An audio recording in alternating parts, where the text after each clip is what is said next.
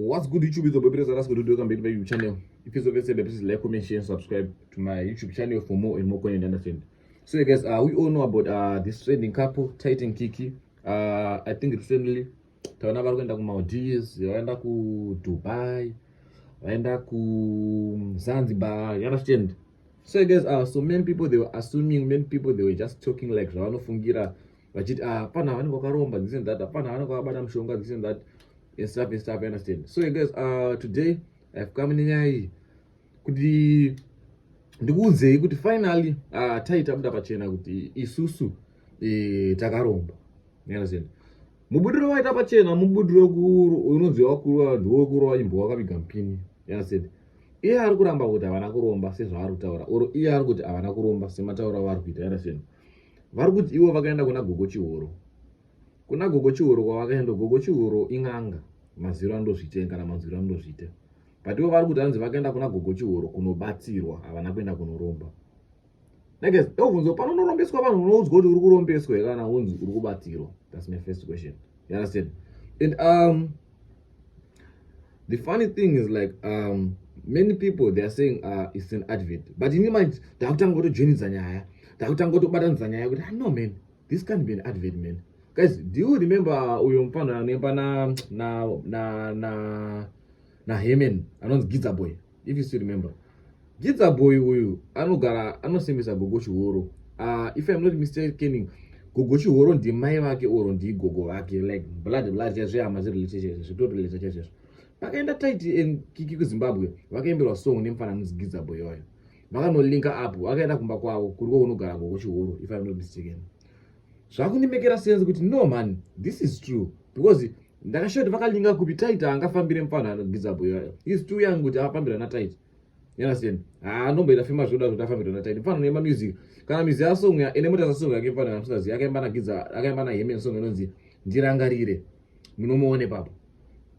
Ane kuti song akaimba inonzi Chichakadaro. Yakachiti vadi kutamba neni, ndotamba nani, ndofamba nani, Chichakadaro. Musaite kudaro. Yeah, mfane. You understand? Akaimba na Taita song. Unfortunately song achina inozoblow, inozonyesa famous but vakalinga na Taita. Vana Taita vakamufambira kuenda kumba kwavo. Zvakundimekera sense ndo pakaita Taita kunoromba ikoko man. You understand? It's unfortunate that I can't use my videos at Taita because like you know was YouTube, but from 21 to 26 ka. You understand? I don't know gara kuti feeling the monetization yangu. In fact, I can't do anything because if I post this video, no waste a video rangu pakona nichinge ndikureacta. YouTube awuro and copyright. Akubvisisira video. Last time akazviita ndakadzora video rangu. Last time akanondi copyright ndakadzora video rangu. But yeah, ndoda kuzvita mwedzi changu tanga kutoti mwedzi utese urebe. You understand? After monetization. You understand? So maybe ndogona kukuradza video rake mavideos antera. So if you want to see the video rataura, oh just go and check it for yourself man. Unoona Taita chitanzi taenda kwa gogo chihoro tikanobatsirwa tikanoita sei but hakusi kuromba. Guys, kunonzi apana aina unyasonoti pwere zvesho because there are some words angori nice asina kutaura nezvavo. Like kune mamwe words angori bo ari safe asotaura nezvavo. Takaenda kuna gogo chihoro takanobatsirwa. Hanzi takaenda kuZimbabwe takabva tanzi isusu takuchenesa nzira yenyu kana pana vavengi vada kuzokurisai havana simba kana pane chichichichi but nasi takabva kuZimbabwe zvezvedu zvakabva zvataka kufamba and takabva tienda kuMaldives, takabva tienda kuZanzibar kuchii nekuti takacheneswa nzira nagogo chihoro this and that. Imi hanzi saka gogo chihoro vakafara vakatora. So the thing is like hanzi gogo chihoro havana social media ne, but yaro hanzi gogo chihoro vakafara vakamuona vakamuzira kupi hanitika, which means Taita ndiye akanotsvaga gogo chihoro. Ayo gogo tatonzwa nezvenyu titese tirombesewo. Amero maybe guys you need to do my now business as wrong but in life ndangodzidza kuti don't chiva zvinhu zvevanhu. Usachive zvinhu zvisina kuziva zvakabva kupi. Usaite kuchiva. Zvina nako utambure nenhamo dzako idzodzo. Zvina nako whatever you're doing, whatever business that you're doing, keep on doing it man. One day you win. You understand? Because kudya mari kuita na Taita like zvinhu zviri suspicious man. Kana vachita vana kuromba vachita vakaenda vana gogo chihoro, kana vachiti Mwari God is in it, kana vachiti God is always on their side, why are they saying God and gogo chihoro they are always on our side? Ndi Mwari upi ora tabva angoenda kuside wana Taita chete panguva yemablessings akanjaji because I know kuti nguva yangu ichasvika, but not tiri kuenda gogo ndingi, not kuti tiri kuenda uyu nauyu. You understand? Ndimwari upiwe kuti Mwari uchera kunonzi kuchi kuZanzibar. Andika wabva kuZanzibar yo wodzoka, in fact wabva kuZimbabwe wakwera ndege, andika wabva kuZimbabwe wasvika watenga mota. Few days pasina mazuva wabva watenga mota waenda kuZanzibar. Few days pasina mazuva wabva kuZanzibar ikoko waenda kuDubai. Few days pasina mazuva wabva kuDubai, kusvika kuDubai pasina nasvondo waenda kuMaldives. Pasina nanguva uri kuMaldives ikoko watenga mota yako. Wabva watenga mota yako pasina mazuva watengera kiki mota.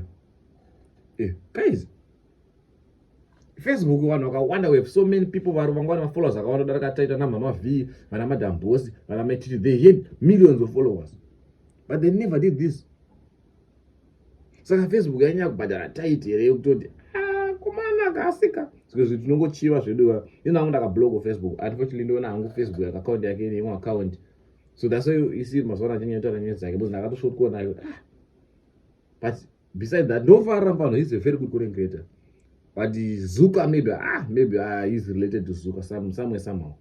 Because there are so many people who are putting so much effort, so many people that are pushing, that are posting better and quality content than their tight. We have an comic, we have an Mama V, we have an Pananonzano, and now we see so many content creators that are putting so much effort. But I also barodana so. So with Zuka related na tight. But yeah, guys, that's what happening now. I don't want to waste much of your time. Just go and check it out. The video Facebook wake or YouTube wake. After I go out, I can't go. But Kiki, it looks like he said Kiki is not happy. I don't know why. Maybe she was forced to do the video or what, and she didn't. She only tight and Kiki knows. You understand? But you guys go and check it out. Tell me what you think down in the comment section. Good. I mean, who am I to judge? Hold on, Mirai. Guys, I just realized when I went to do shopping there, I think MTN, 100 rand, you understand? I want to start doing my free giveaways to my loyal fans, you understand? To those people who want to my videos, notification kukando.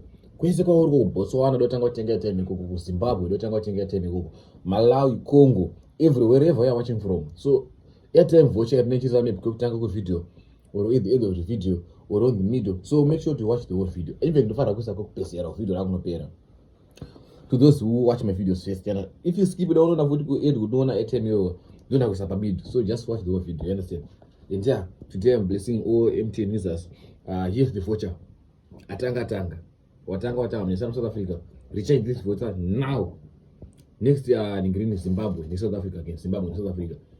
Ukana uri kunyika kwa uri kundudzi kunyika kwa uri kunyoenda comment section changu ita free giveaway ya time you understand.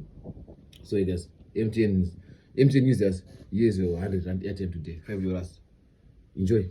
Tango. I bet guys, thank you for watching the video till the end. If you enjoyed the video, please like, comment, share, subscribe to the channel for more and more. You understand? Yo, zvakaoma. Lesson of the day, usachiwe zvosina kushanda. Shanda zvako nguva yako chasvika. Anyways, I love you guys. I wrote 5K. Tango.